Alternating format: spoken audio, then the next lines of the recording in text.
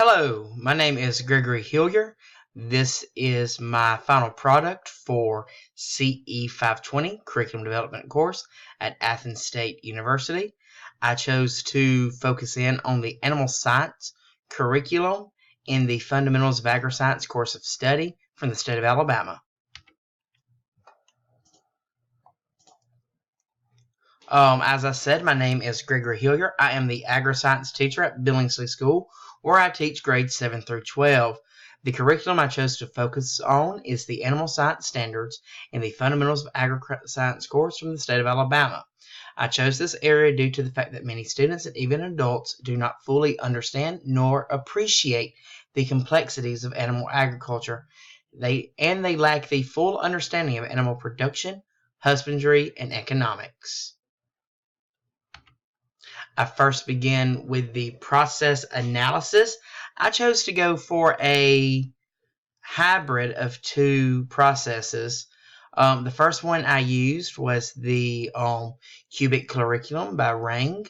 The benefits of this is that it allows for the introduction of new ideas and subjects in a way that builds upon the last. It emphasizes the connectivity of different subjects, and it applies different learning styles. The secondary curriculum process that I use is the Integrated System for Workforce Education curriculum. In this process, knowledge and skills are built upon previously learned standards, previously learned subjects and materials, and worksite learning is vital to building additional skills. And in my integration of the two models, the way that I integrated them, the foundational introductory course act as the first level of learning, whereas with the cubic curriculum, the first level of learning is simply a standard course such as math or science in a general education setting. With this, the integration of the two, the foundational course for any CT subject actually allows it to work. And then the specialized courses, the more in-depth, more singular topic courses act as the secondary level. The worksite learning is actually also included with learning styles. This works very well when it comes to simulated workplace and different soft skills that need to be integrated into career tech for adequate education and career preparedness of students. The content standards I chose to include in this, they come from several different areas. The first area that they come from is the state of Alabama's Fundamentals of Agri-Science standards, and those standards are Standard 16, which is identify prominent livestock breeds. This includes the history of major livestock breeds and the facilities used to manage livestock. Standard 17, compare breeding systems. This includes distinguishing between the functions of male and female reproductive systems, as well as the benefits of artificial insemination over natural breeding. Standard 18, which is evaluate and rank animals within a group based on established criteria. This includes comparing and contrasting key points of animal grading. State standards continued. Standard 19, demonstrate an understanding of livestock marketing. This includes researching current livestock marketing in the Southeast. And Standard 20, which is describe proper waste management and pollution prevention procedures. This includes proper waste disposal management, waste disposal methods as described by the Alabama Department of Environmental Management.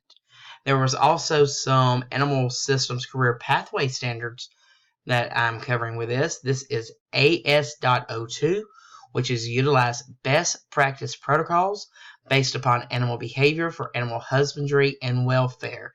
This includes management techniques to ensure animal welfare, nutritional needs of animals, and analyzations of feed rations.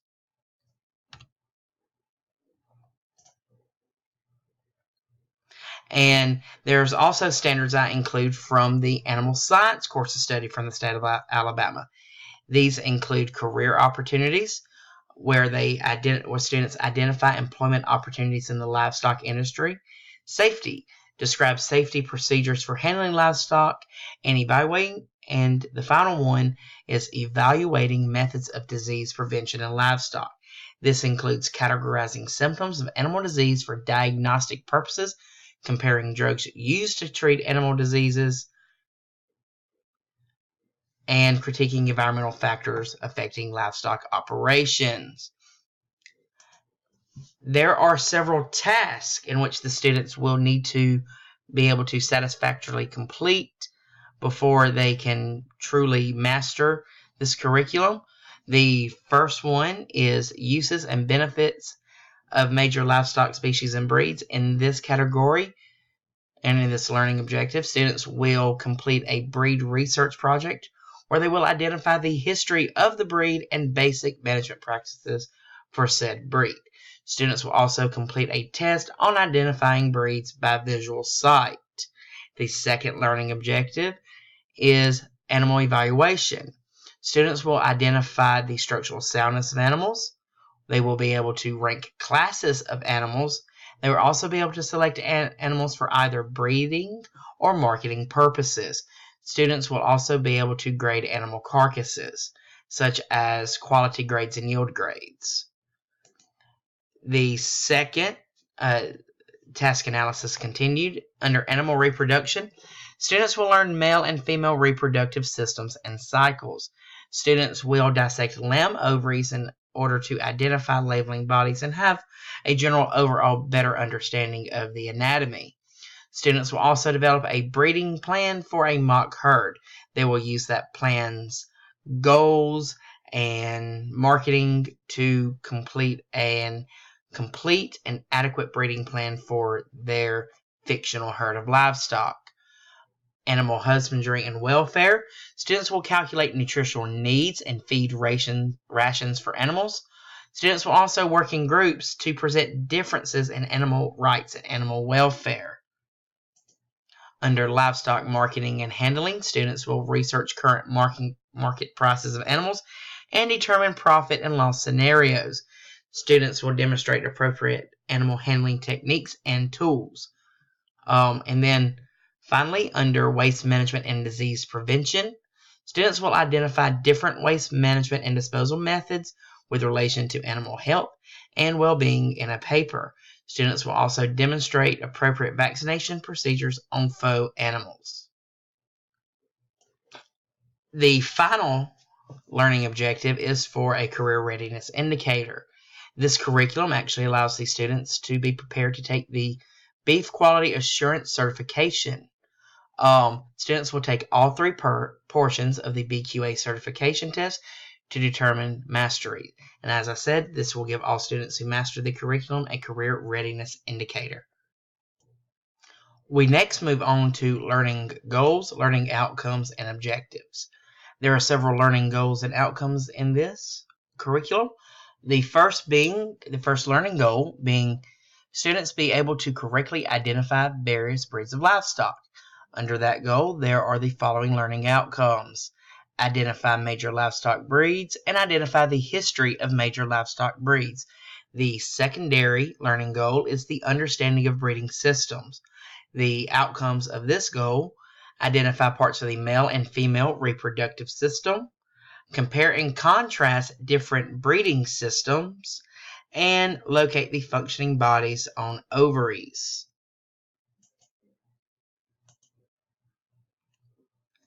The next learning goal is students should be able to evaluate animals. The outcomes for this: they will identify the structural soundness of animals, they will rank groups of animals, they will select animals for either market or breeding purposes, and they will grade animal carcasses.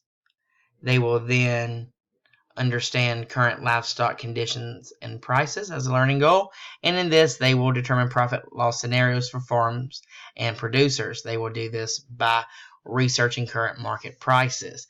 And the final learning goal is identify waste management procedures in livestock. And under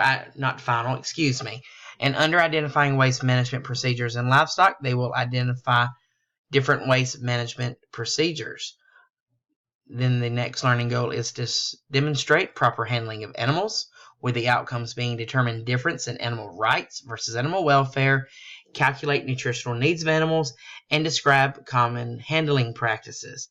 I have an asterisk by that one because that's one when I was reviewing creating this cumulative, I decided that actually was something that had been left out as an outcome and an objective previously in the curriculum. And then under the learning goal of demonstrate an understanding of vaccination procedures, they will identify different vaccination procedures and methods. We next come to how will the curriculum be broken up and divided. I have this curriculum divided into 5 modules. The first being the basics. This is where the students learn breed ID, external anatomy of animals and their terminology, animal conformation, and how to evaluate animals. And for the assessments, they will have a test on visual identification of breeds, test on external anatomy and terminology, ranking of animals, and there may be some others in there as well. The next module is reproduction. Topics to be covered: reproductive systems and desirable traits, breeding methods, assessments. They will have a test on reproductive systems. They will have a lab dissection of ovaries, and they will also develop a breeding plan for their mock herd. Module 3, handling, welfare, husbandry, and marketing. Topics to be covered are calculate nutritional needs, animal rights versus animal welfare, appropriate animal handling techniques, and current market prices.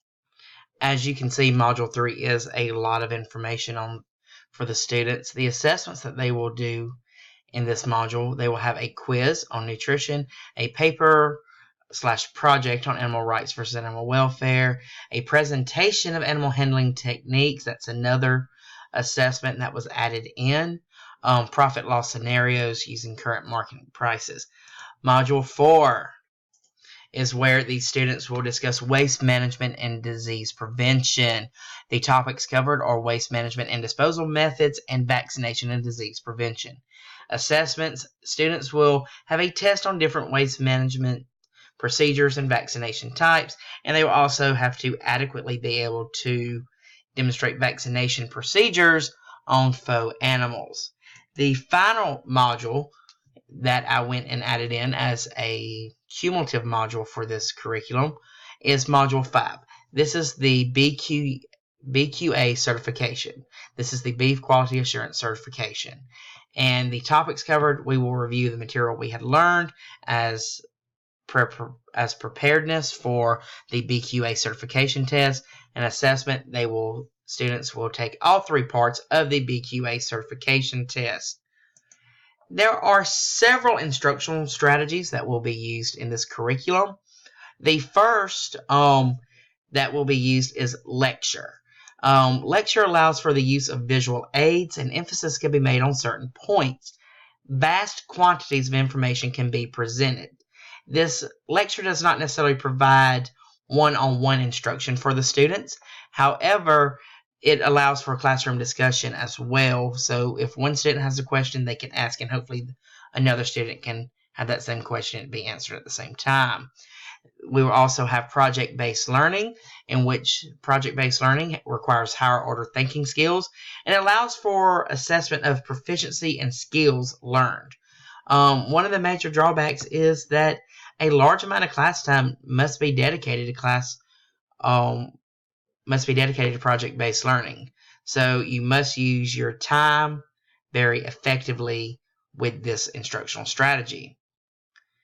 The final 2 instructional strategies that will be used are peer teaching. This allows for students who have high levels of proficiency to help their peers. It also allows for one-on-one instruction when you pair a higher student with a lower student, and hopefully the students can help each other. But the one drawback is you must have students with high level of proficiency for this to be very successful. And then the final instructional strategies, demonstration. This is where the teacher demonstrates the skill or concept being taught. It allows for hands-on learning for practical applications of skills. And it sets the standard of behavior and skill. A demonstration may have to be done multiple times for students to understand it. Thank you, and this completes my presentation on my curriculum development project. Thank you.